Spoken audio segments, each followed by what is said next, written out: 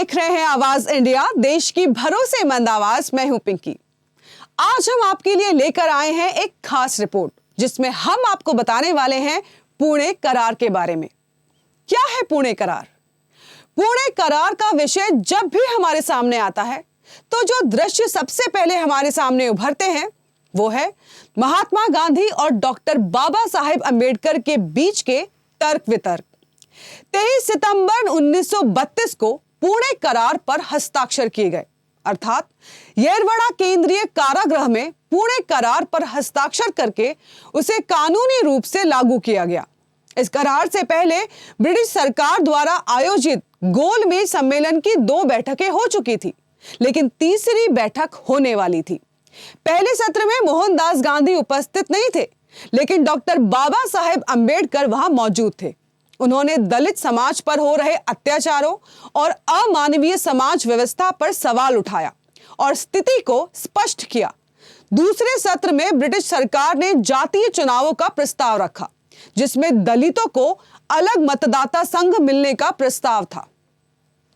गांधी जी ने इसका कड़ा विरोध किया, क्योंकि उन्हें लगता था कि इससे दलित और सवर्ण समुदायों के बीच एक स्थायी दीवार खड़ी हो जाएगी और साथ ही कांग्रेस जैसे भारत व्यापी दल के लिए डॉक्टर अंबेडकर के नेतृत्व में दलितों का कोई नया दल खड़ा होने से समस्या पैदा हो सकती थी। गांधी जी ने कहा कि मैं दलित के रूप में जन्मा हूं और वर्ण व्यवस्था में हर प्रकार के भेदभाव का शिकार हुआ हूं, इसीलिए मैं उनके दर्द को महसूस करता हूं। मेरा उद्देश्य केवल दलितों की वास्तविक स्थिति को सामने लाना है। मुसलमानों और सिखों को पहले ही अलग मतदाता संघ देने की स्वीकृति मिल चुकी थी, लेकिन गांधी जी के अनुसार अगर दलितों को भी अलग मतदाता संघ मिल गए तो यह हिंदू समाज का विभाजन कर सकता था और इससे दलितों को कोई वास्तविक लाभ नहीं मिलेगा। डॉक्टर अंबेडकर ने इसे विरोध करते हुए दलितों के लिए आरक्षित सीटों और अलग मतदाता संघ की मांग की। इसके बाद यह मामला ब्रिटिश प्रधानमंत्री जेम्स मैकडॉनल्ड के पास गया। 14 अगस्त 1932 को ब्रिटिश प्रधानमंत्री ने जातीय पुरस्कार यानी कि कम्युनल अवार्ड जारी किया, जिसमें डॉक्टर अंबेडकर की मांग को मंजूरी दी गई। गांधी जी ने इस पर विरोध स्वरूप 20 सितंबर 1932 से अनशन शुरू कर दिया। उनका मानना था कि अस्पृश्यता हिंदू धर्म का आंतरिक, नैतिक और धार्मिक मुद्दा है और ये एक राजनीतिक सवाल नहीं है। गांधी जी ने कहा कि अलग अलग मतदाता संघ हिंदू समाज को तोड़ देंगे और दलितों को इससे कोई लाभ नहीं होगा। गांधी जी के अनशन के दबाव में बैरिस्टर M.R. जयकर, तेज बहादुर सप्रू और पंडित मनमोहन मालवीय जैसे नेताओं की मध्यस्थता से पुणे करार हुआ। इस करार के तहत प्रांतीय विधायिकाओं में 780 सीटों में से 148 और केंद्रीय विधानमंडल में 18% सीटें दलितों के लिए आरक्षित की गई। पहले इस प्रस्ताव में दलितों के लिए केवल 71 सीटें आरक्षित की गई थी। इस करार के अनुसार दलितों के लिए आरक्षित निर्वाचन क्षेत्रों में प्राथमिक चुनाव होंगे, जिसमें प्रत्येक सामान्य क्षेत्र से 4 उम्मीदवार चुने जाएंगे और इनमें से एक का चयन सामान्य चुनाव द्वारा किया जाएगा।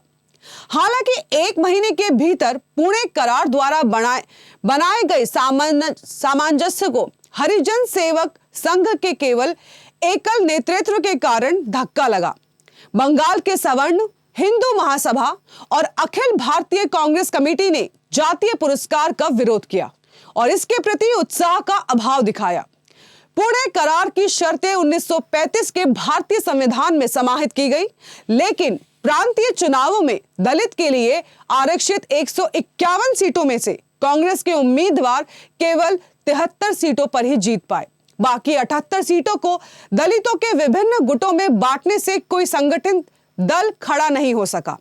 इससे दलितों में निराशा फैल गई और उन्हें यह यकीन हो गया कि संयुक्त मतदाता संघों से दलितों को न्यायपूर्ण प्रतिनिधित्व मिलना संभव नहीं है। 9 अक्टूबर 1939 को डॉक्टर बाबा साहेब अंबेडकर ने उपराज्यपाल लॉर्ड जॉन लिनलिथगो से बातचीत के दौरान पुणे करार की कार्रवाई पर असंतोष व्यक्त किया और इस पर पुनर्विचार की आवश्यकता बताई।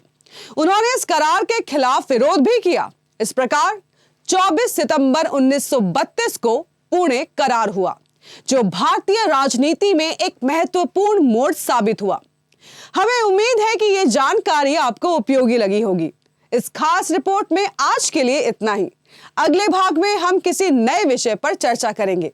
तब तक देखते रहिए आवाज इंडिया।